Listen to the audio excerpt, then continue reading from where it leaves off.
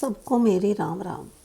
पिछली बार आपने सुना कि रानी कैकेयी दासी मंथरा से पूछती हैं कि कुछ ऐसा उपाय बताओ कि राम की जगह भरत राजा बन जाए। अब आगे मंथरा की मीठी मीठी कपटी बातों का परिणाम अभी रानी कैकेयी नहीं समझ पा रही थी। दासी मंथरा उन्हें याद कराती हैं कि एक बार आपने राजा से 2 वरदान मांगे थे जो आपने अभी तक नहीं लिए। आप अपने लिए वही वरदान अब मांग लो। रानी कैकेयी कहती हैं, मुझे तो किसी चीज़ की ज़रूरत नहीं है, सब कुछ है, मांगने को कुछ है ही नहीं। मंथरा उन्हें समझाती है कि आप राजा से भरत के लिए राज मांग लो। कैकेयी कहती हैं, ये तुम ठीक कह रही है। और दूसरा?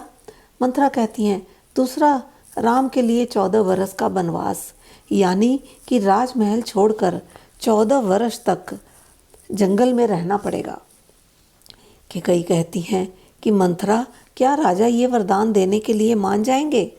मंथरा उन्हें सिखाती हैं कि आप राजा को पहले ही राम की कसम दे देना। अब रानी कैकेयी अमंगल वेश बनाकर, यानी कि कोई श्रृंगार नहीं, बाल बिखरे, उदास चेहरा, कोप का सारा सामान सजाकर कोप भवन में चली गई। राजा को पता चलता है कि रानी कैकेयी कोप भवन में है तो वह घबरा जाते हैं कि क्या हो गया कि रानी कोप भवन में है। महल में दुखी होने के लिए भी एक अलग भवन होता था जिसे कोप भवन कहते थे।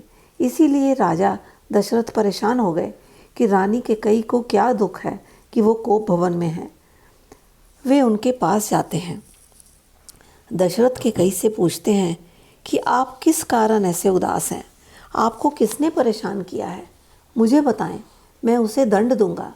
रानी कहती है, मुझे किसी ने परेशान नहीं किया, बस मुझे अपने वो पुराने 2 वरदान चाहिए।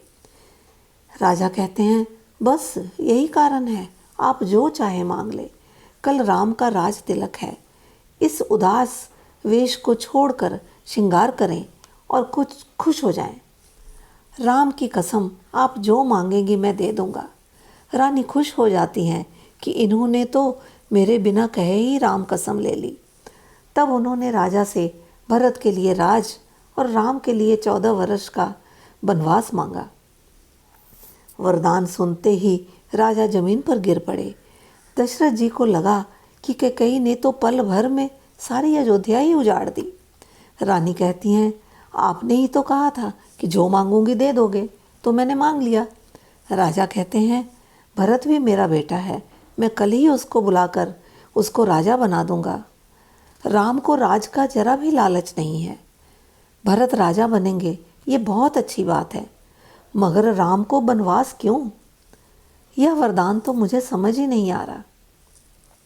राजा दशरथ बहुत समझाते हैं कि कुछ और मांग लो, पर राम को जंगल मत जाने दो, मगर रानी नहीं मानती।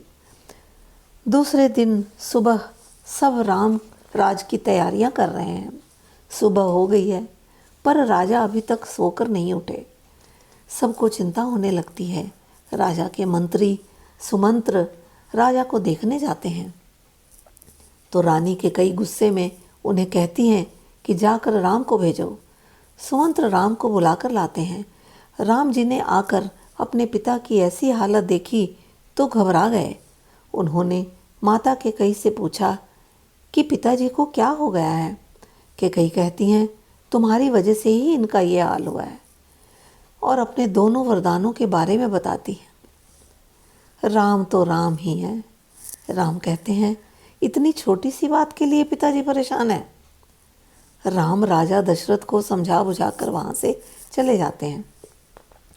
जब अयोध्या के लोगों को वरदान वाली बात पता चलती है तो सब कैकेयी को बुरा भला कहने लगते हैं। कैकेयी राजा को भी बुरा भला कहते हैं। कैकेयी की सखियाँ उसे बहुत समझाती हैं कि राम तो तुमसे बहुत प्यार करते हैं और तुम राम से, फिर राम को वनवास क्यों? अब भी कुछ ऐसा करो जिससे कि राम वन को न जाए। मगर रानी पर तो मंथरा की बातों का असर इतना गहरा था कि वो किसी की भी नहीं मान रही थी। अब आगे की कहानी अगली बार। तब तक राम राम।